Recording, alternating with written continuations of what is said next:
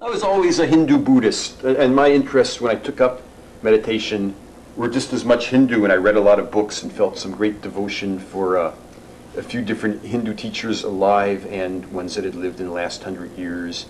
And yes, I always wanted to go to India.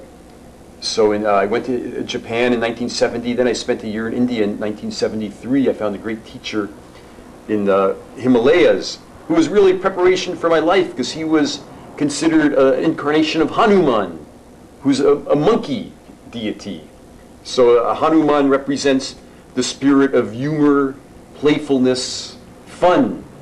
Then a little bit, I think my destiny was to own this clothing store. We just sell clothes for having fun, so maybe finding this teacher was my natural teacher. I spent time, then he died when I was there. So. But I also wanted to go to a few other ashrams in India. And really, I mean, people could assume after you were all this abstinent with women and sex, you came home and opened up a laundry store, but that's not the case. You inherited it. Is that correct? I always tell people I could have never dreamt up that store in a billion lifetimes. My father dreamt it up. But I definitely kind of tightened the screws in it and made it much more strictly wild clothing for what parties, happened when clubs, strippers. You inherited the store from your father. You said your father was still alive when you came back. Mm-hmm. Yeah, he was. He'd gotten sick, so I kind of got back. He was in the hospital. I ran over there, and his last words to me: "My son, I give you the greatest thing a father can give to a son: your own lingerie store." And that my new life began.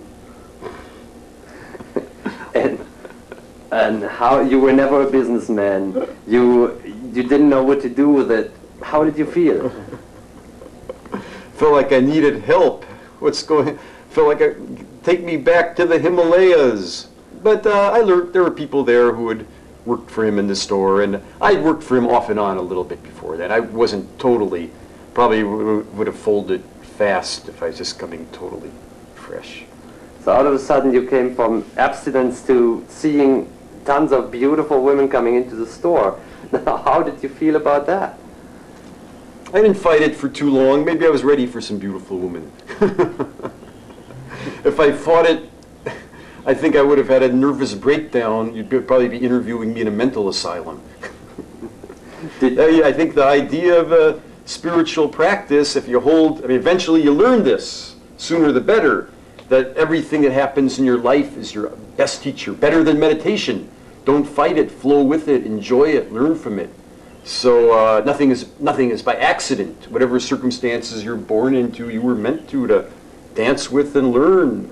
So there I was, did my best, and tried to turn the store into a little bit of a temple and have fun with it. And I guess I saw pretty soon this could be a place to put Dharma and the spirit into practice and bring it into people's lives.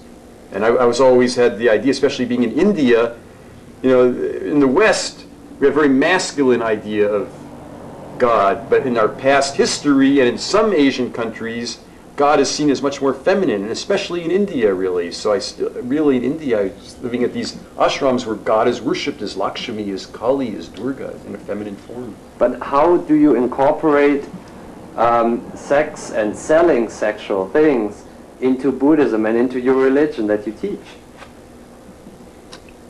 Well, the problem is how it ever got eliminated. In the past history, the greatest teachers everywhere often were women, and were the dancing women. You go to Hindu temples, and they're all filled with sculptures of beautiful dancing women. And if you look at Greek history, in the early days, Western history, the wise people often were the sacred prostitutes. So we've just a very short little period of history that got perverted, that we think something's wrong with sex, but actually sex and that sexual energy is the most wonderful, valuable teacher, and they could teach us about the spirit.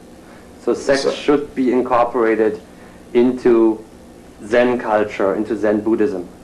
Yeah, there are people, you know, there's been so many cases of Eastern teachers coming here and having nervous breakdowns and ending up kind of, word comes out maybe after they die from their disciples or something, that they were old, dirty old men, lechers, because they tried to deny that part of themselves.